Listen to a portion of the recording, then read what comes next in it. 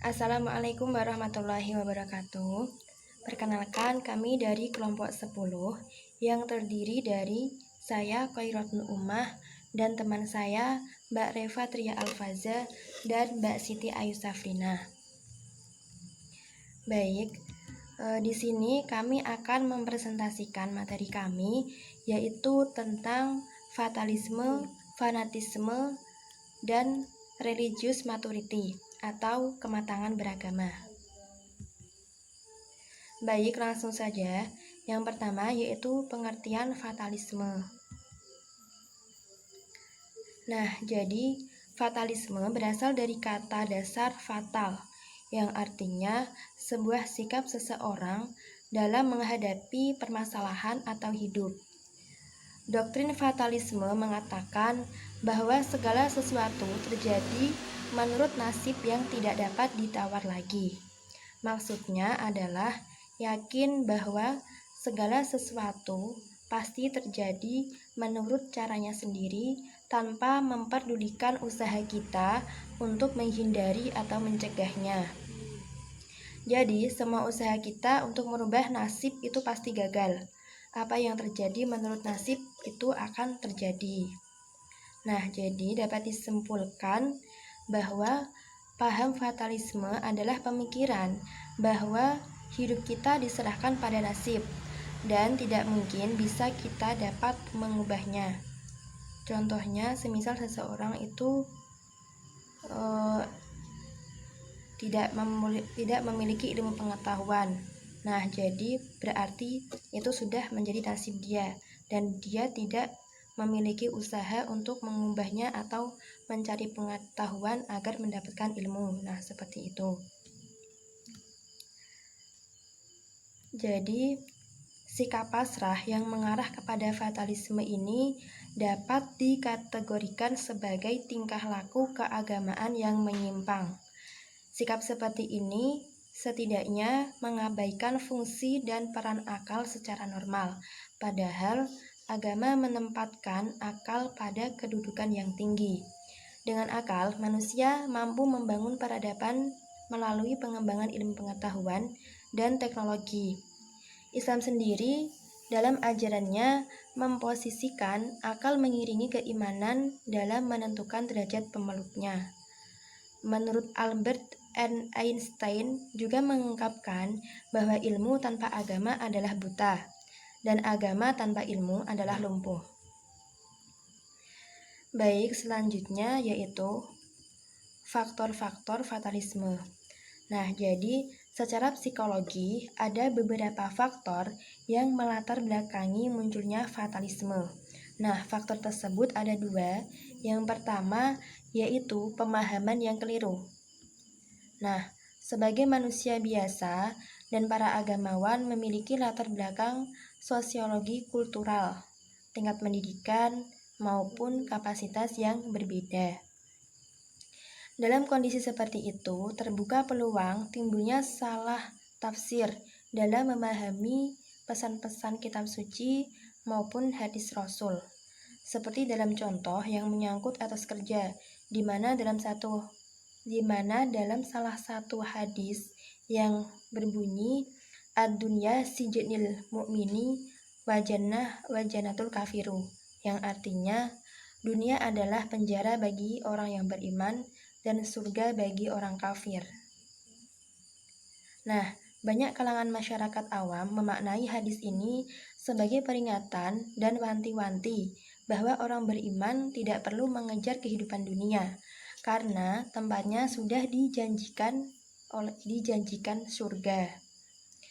Nah, pemahaman yang demikian akan ikut mempengaruhi pembentukan etos kerja dan sikap pasrah, serta masyarakat muslim yang terkait dengan pemahaman yang seperti itu setidaknya akan cenderung mengendurkan kerja kerasnya dalam meningkatkan kehidupan dunianya. Selanjutnya, faktor yang kedua yaitu otoritas agamawan.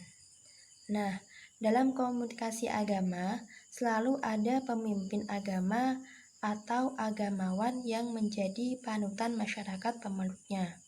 Umumnya, reputasi ketokohan dari pemimpin agama itu lebih ditentukan oleh kuantitas pendukungnya, bukan didasarkan oleh kualitas keberagamaannya.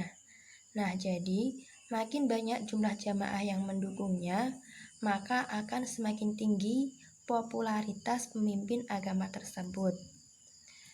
Nah, jadi tanpa disadari, hal ini memberi pengaruh psikologi terhadap ego para pemuka agama. Popularitas yang dicapai sering dianggap sebagai kesuksesan diri pribadi. Nah, popularitas yang dicapai ini sering dianggap sebagai kesuksesan diri pribadi harus senantiasa dipertahankan dan perlu ditingkatkan lagi. Salah satunya dengan meningkatkan kepercayaan penuh para pengikut dengan menghilangkan sikap kritis mereka, serta ajaran agama dijadikan alat untuk menyihir pengikutnya. Sehingga apapun yang dikatakan oleh pemimpin agama dianggap sebagai fatwa yang bila dilanggar akan berakibat buruk. Dalam hal ini, pemimpin agama berusaha menciptakan situasi psikologi pengikutnya melalui otoritas keagamaan yang ia miliki, hingga mempengaruhi terbentuknya sikap penurut terhadap para masyarakat atau orang-orang yang mendukungnya. Nah, demikian yang saya jelaskan. Untuk penjelasan selanjutnya akan dijelaskan oleh Mbak Reva Tria Alfaza. Kepadanya saya persilahkan. Baik, saya akan melanjutkan dari penjelasannya Mbak Uma. Nah, saya menjelaskan tentang fanatisme. Nah, fanatisme itu menurut terminologi dapat diartikan sebagai pengabdian dan tempat suci atau kuil tempat sesembahan secara antusias dan menggebu-gebu. Nah, menurut para psikologi, pakar psikologi itu merumuskan kembali definisi fanatisme, yaitu usaha untuk mengejar atau mempertahankan sesuatu dengan cara-cara yang ekstrim dan penuh hasrat melebihi batas kewajaran. Nah, secara psikologis, seseorang yang fanatik biasanya tidak mampu memahami apa-apa yang ada di luar dirinya, tidak paham terhadap masalah orang atau kelompok lain, tidak mengerti faham atau filsafah selain yang mereka yakini. Intinya kurang lebih egois seperti itu ya. Nah, tanda-tandanya yang jelas dari sifat fanatik itu sendiri itu ketidakmampu memahami karakter individual orang lain yang berada di luaran kelompoknya. Dia itu cuma tahu yang bersama atau yang berada di kelompoknya, seperti itu.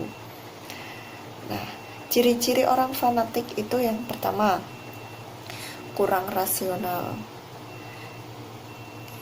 Seseorang dalam melakukan tindakan atau mengambil keputusan tidak disertai dengan pemikiran-pemikiran yang rasional. Nah, yang kedua yaitu pandangan yang sempit. Nah, orang tersebut itu mementingkan kelompoknya dan menganggap apapun yang ada dalam kelompoknya sebagai sesuatu yang paling benar. Nah, yang ketiga yaitu bersemangat untuk mengejar tujuan tertentu. Adanya tujuan-tujuan yang sangat ingin diraih sehingga bersemangat dan menggebu-gebu, kurang lebihnya seperti itu. Nah, selanjutnya yaitu faktor penyebab fanatik. Yang pertama, antusiasnya seseorang yang berlebihan pada suatu tujuan tertentu. Nah, yang kedua yaitu wawasan yang kurang luas. Nah, yang ketiga, terlalu kagum kepada tokoh atau figur yang berlebihan. Nah, yang terakhir itu faktor ketimpangan ekonomi. Nah, yang selanjutnya itu cara mengatasi perilaku seorang fanatik. Nah, semua orang pasti memiliki pandangan fanatik, tidak merasa butuh nasihat dari orang lain selain dari kelompoknya mereka. Akan tetapi bisa diatasi dengan beberapa yang akan saya jelaskan ini. Nah, yang pertama yaitu mengajak untuk berpikir rasional. Nah, yang dimaksud mengajak untuk berpikir rasional itu seperti apa? Nah, orang yang fanatik tidak berpikir rasional ketika memandang masalah yang ia yakini itu benar. Apabila ia kembali berpikir rasional dalam bidang yang ia yakini, pasti secara etimologi itu sikap fanatik yang dimiliki akan mulai memudar. Nah, yang kedua itu memberikan contoh akibat dari fanatik. Biasanya perilaku fanatik akan berakhir dengan kekacauan, kegagalan, bahkan berakhir dalam penjara. Nah, seorang yang sudah tersadar dari kekeliruannya tadi, pandangan fanatik umumnya itu akan menertawakan diri mereka atas kepikiran yang terjadi pada masa lalunya. Seperti itu. Selanjutnya akan dijelaskan oleh Mbak Safrin. Assalamualaikum warahmatullahi wabarakatuh. Jadi langsung saja saya di sini akan meneruskan materi dari rekan saya, yaitu tentang Regilius Maturity. Jadi pengertian Regilius Maturity itu adalah kematangan. Kematangan itu sendiri adalah suatu keadaan yang menimbulkan perubahan tingkah laku sebagai akibat dari pertumbuhan dan perkembangan dari fungsi-fungsi tubuh atau jiwa, sehingga terjadi diferensiasi. Dan Regilius itu sendiri adalah keterlibatan minat atau partisipasi di dalam agama. Jadi Regilius Maturity adalah kematangan dalam beragama.